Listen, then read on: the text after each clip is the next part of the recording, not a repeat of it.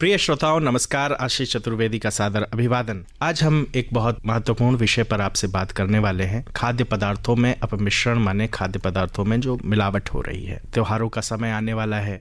वैसे तो अक्सर हमारे समाज में हम सभी खाद्य पदार्थों में मिलावट से परेशान रहते हैं।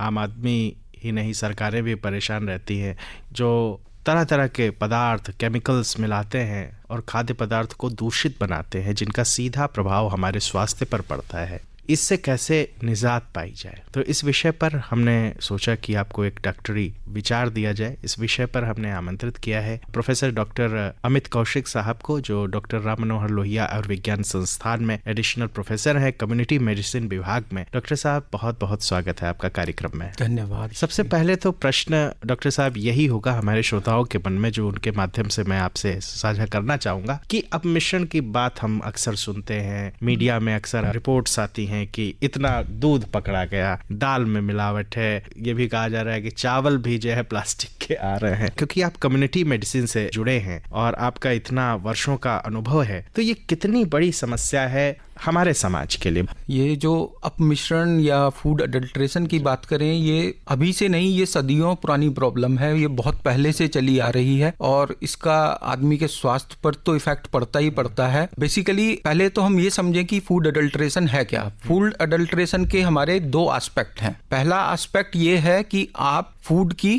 क्वालिटी को लोअर कर दीजिए। जैसे कि आपने सुना होगा कि बादाम में से तेल निकाल लिया, या दूध में से क्रीम निकाल के बेच दिया, एक्सट्रैक्ट कर लिया। तो ये वो एस्पेक्ट है फूड अडल्ट्रेशन का, जिसमें फूड की आप क्वालिटी लोअर डाउन कर देते हैं। दूसरा एस्पेक्ट फूड अडल्ट्रेशन का ये है कि कुछ हम बाहर से ऐसे पदार्थ भोज्य पदार्थों में मिला दें जो कि हमारे स्वास्थ्य पर दुष्प्रभाव डाल सकते हैं। तो ये दो एस्पेक्ट है हमारे फूड अडल्ट्रेशन के। और जब आप ज्यादा पैसा देके और लोअर क्वालिटी की चीज लेंगे, जब जिसकी क्वालिटी हैम्पर्ड होगी, कॉम्प्रोमाइज्ड होगी, तो आपको उतना न्यूट्रिशन नहीं मिलेगा। आपका न्यूट्रिशनल स्टेटस अफेक्ट होगा, आपकी बॉडी की वर्किंग कैपेसिटी कम होगी, ब्रेन की इंटेलेक्चुअल कैपेसिटी कम होती है ना। और क्या इफेक्ट हो सकते हैं अगर हम कहते हैं कि कुछ अपमिश्रित किए गए कुछ पदार्थों को, अडल्ट्रेंट्स अगर उसमें मिलाए गए हैं, तो उनका हमारे स्वास्थ्य पे बहुत ही दुष्प्रभाव होता है। और वो दुष्प्रभाव नॉर्मल एक इन्फेक्शन, जो कि फूड पॉइजनिंग का एक रूप है, वहां से लेके और कैंसर तक, और बॉडी का हमारा हर एक सिस्टम अफेक्ट होता है। चाहे आप किडनी ले लीजिए, चाहे आप हार्ट ले लीजिए, चाहे आप लिवर ले लीजिए, चाहे ब्रेन ले लीजिए, चाहे मस्कुलोस्केलेटल सिस्टम ले लीजिए। इन फूड अडल्ट्रेंट्स का हमारे बॉडी के हर सिस्टम पर प्रभाव पड़ता है। और इसीलिए आजकल हम लोग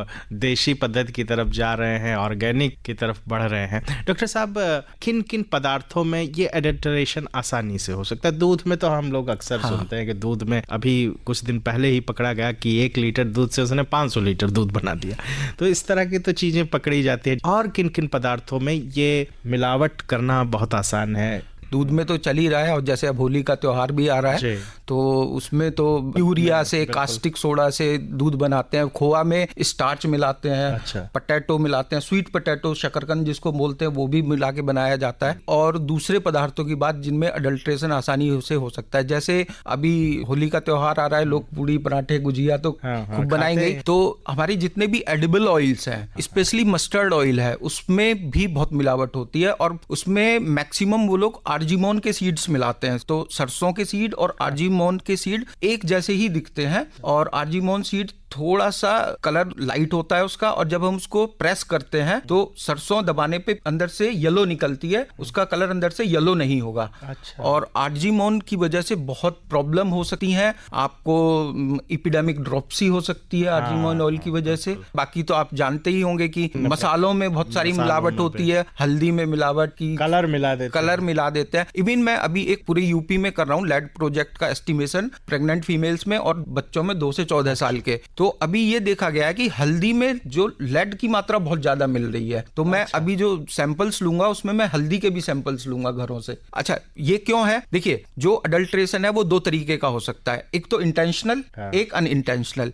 इंटेंशनल मतलब आदमी जानबूझ के मिला रहा है उसमें। दूसरा होता है अनइंटेंशनल की आदमी जानबूझ के नहीं मिला रहा। जब आपकी क्रॉप ग्रो कर रही है या हार्वेस्ट कर रही है, या आपके बाद आपने उसको पैकेजिंग किया, ट्रांसपोर्ट किया, स्टोरेज किया। तो जैसे मैंने लेड की बात करी, तो ये क्या है कि अगर हमारे सॉइल में जो जमीन के नीचे कंद मूल जिनको बोलते हैं उनमें इसकी मात्रा ज्यादा होने की चांसेस हैं। जी डॉक्टर साहब, जैसे आपने ड्रॉप्सी का नाम लिया, एक ये कॉमन एडल्टरेशन की एक जो है व्याधि है सरसों के तेल में होती है, और क्या क्या बीमारियां हो रही हैं जो आप अपने ओपीडी में देख रहे हैं या आप रिसर्च भी करते रहते हैं उसमें देखते हैं?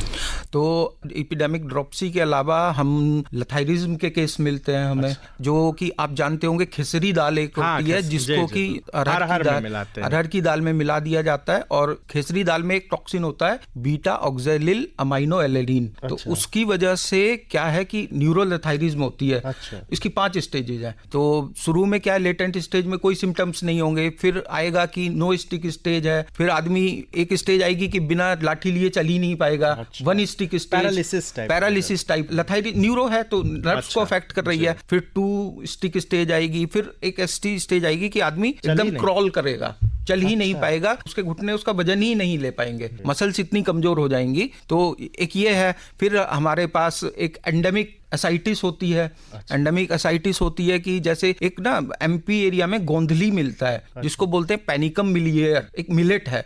तो इसमें क्रोटोलेरिया मिला दिया जाता है, इसकी वजह से ये एंडेमिक एसाइटिस हो सकती है। बाकी तो अब देखिए कैंसर तक हो रहे हैं। बिल्कुल आपने बताया, है ना।